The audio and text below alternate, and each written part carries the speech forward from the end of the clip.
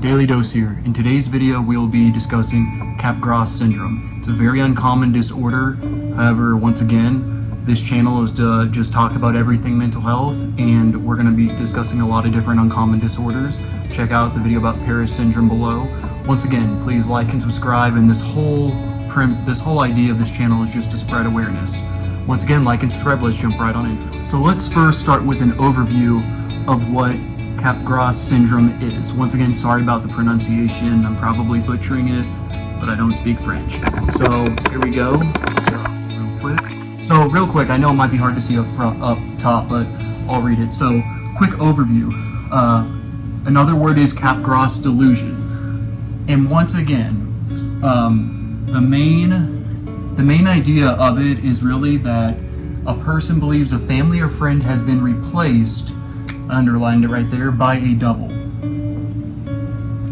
And this is technically a delusional disorder. However, it is not a standalone diagnosis in the DSM. And also, big thing with it is it can be a feature of other DSM diagnoses such as schizophrenia, schizoaffective disorder, and also dementia as well. People can believe in this, but so the main idea once again is of what this syndrome is once again the key is the person suffering with it believes that they have a double, and more importantly, a double that they know, so a family member in particular or even a friend. I've never seen this in the psychiatric setting as an RN. However, once again, I see schizophrenia, schizoaffective disorder, bipolar disorder, major depressive disorder, so on and so forth. But when you start breaking them down into these specific delusional disorders, a lot of times, once again, as stated, they don't actually have a diagnosis in the DSM, but once again, a feature of other disorders. Have I ever had a patient who has made statements about this before, or just in general have I heard this in a patient? Not this specific as in having a double, but paranoia towards things that they don't necessarily love is I do see. But real quick as well, some signs right here. So some signs. It is a rare condition, and I know I've already stated that, but it is a rare condition. I personally I don't think I've really ever seen it, but that's why we're covering it. So a big thing, it is a common feature is, as I've stated right here, close emotional ties. Huge. That's really what defines what this is all about. A double. So if you really think about it, it's a double, identity double, plus typically a relationship with the double. So, and I know that's hard to read, but sorry about that as well. Also, real quick, other signs, paranoia.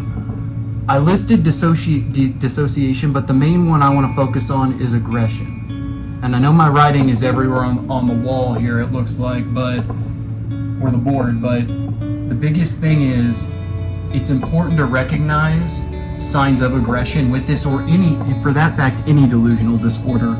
Because one thing that happens is, if it's not, they either go into a state, not really a catatonic state, which is essentially just like where they, muscles, you can't move, you're in bed,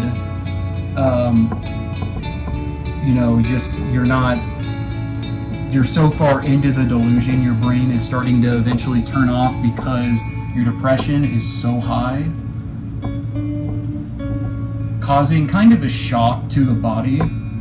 And at first, that's why, like, recognizing things such as, patients stating, or not even patients, but if somebody's stating these things, like they have a double and it's somebody they know, to recognize this, because what they're also fighting as well is depression, which once again is typically very high. And another big thing with this is if it's not treated with the depression comes aggression, and potentially things such as stalking, because think about it, if they're not being treated for the delusion, think about it.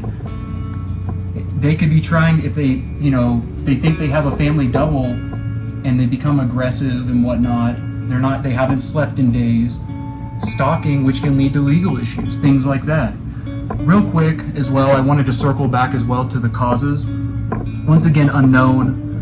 Also, one thing they have found, but they can't, once again, there's no, they don't know specifically the cause, but brain lesions, big one is, and once again, what one common thing they do see, but once again, they can't say for sure, is misfiring of really impulses, which is just the connection between essentially a synapse in the brain and another, and in between it you've got that electrical impulse, so your firing is all messed up in the brain, which can also lead to more impulse issues as well. And lastly, a cause, brain injury. So once again, one major reason I'm covering some of these is because brain injury is huge, and what we've learned about things such as CTE today, also drug use. So, street drugs, meth, heroin, even things such as, and I'm not saying this, but even using excessively drugs prescribed can cause brain damage as well, long term. I'm not saying it's going to cause this or going to cause a brain injury, but just history of drug use and drug addiction can also be a potential cause, but there's nothing that's, once again, they specifically recognized as a cause. Remember, once again, what's kind of sad is why this is also important is they need more studies, because we don't even recognize this yet as a disorder in the DSM, but it's beyond the point. This is why mental health needs more, in general, more resources, more funding, you name it. Because I do believe in the future with sports and whatnot, they'll look back at things such as CTE or even impulse issues, in particular frontal cortex issues, that really lead to a lot of the impulse control problems in the ones suffering from some of these delusional disorders in general. Because if you notice in some of these videos, one of the common potential cause or sign is paranoia. Also with the signs, sleeping, not sleeping, you name it. So I believe that this is why I'm trying to get more of this information out now, because in the future I believe we'll be hearing a lot more about these types of delusions, syndromes, you name it. And once again, this has to do with the street drugs becoming more potent out there as well, which are just, in general, people are overdosing, but also the long-term effects of some of these things. Now, treatment, typical and atypical antipsychotic meds. Typically, for paranoia, what I've seen in the psych setting, you see things such as Haldol. Haldol is good because a lot of times it can be taken as needed, or even in the AM and the PM, because a lot of patients or even people report that it doesn't make them super tired. However, it can make them feel out of it or zombie-like is reported. Risperdal is big as well. That's typically at night, but sometimes low doses in the morning, such as 0.5 milligrams and 2 milligrams at night. I didn't write that on here, but I'm just letting everyone know. Depakote as well, and also things which are a little bit more, in my opinion, as I say, strong, such as Geodon, can be used. But yeah, so really the big thing is, once again, another thing is disassociation, which with, once again, a lot of these syndromes and disorders I'm covering are ones, because the one thing I'm trying to get the point across is they have a lot of similar symptoms, and there's a lot of potential causes for a lot of these things. And once again, with the treatment as well, therapy as well, typically cognitive therapy. And I wrote right here, and I know it's hard, you might not be able to read it, but I put a star by this. It's important to treat. Once again, why is it important? Because it leads to an increase, if you're not being treated, of aggression and also depression, because a lot of times they're a lot more isolated. And then lastly, I put stalking. This isn't every case reported, but potential problems with this when you have this paranoia and you believe it's a loved one that has a double. Legal issues can be common with this. Once again, not everyone who is suffering from this syndrome has legal issues, but once again, if they're not being treated for it, a lot of times things like this happen. And in my opinion, if there's anyone suffering from it, it's okay to get help.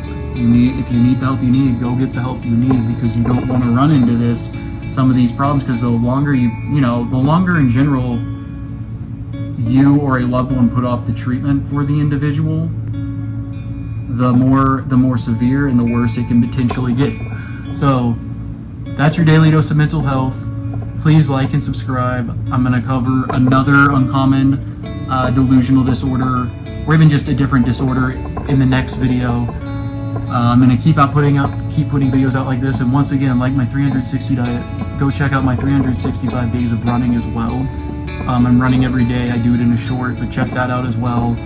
I'm going to do some lives in the future, but I'm going to keep on doing things like this. And once again, I could cover anything mental health wise. I know it's a wide variety of content, but mental health is mental health, and everyone needs to hear about it, even if you don't want to hear about it. Love you all. Leave a comment, like, and subscribe.